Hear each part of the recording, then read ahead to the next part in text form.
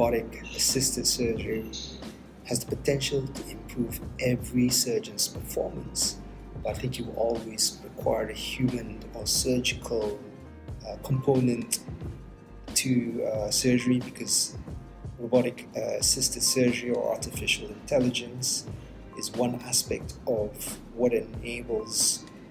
doctors to provide the best possible outcome for the patient. A lot of what determines excellent outcome relates to decision making in relation to whether surgery is appropriate or not, the preparation of patients for surgery,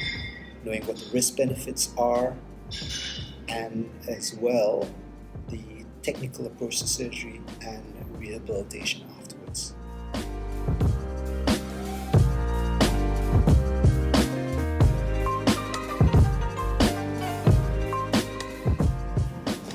I think to a degree you can say that there are similarities between how surgery is performed and how a plane is flown, for example. But I think surgery is very different with respect to the human component to surgery, whereby every patient's expectation, requirements and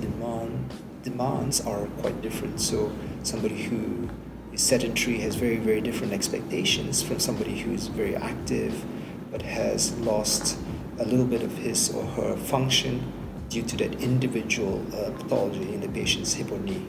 So I think although you can draw comparisons, I think in surgery that human component and decision making is so different from the advances that you see, for instance, in the aviation industry.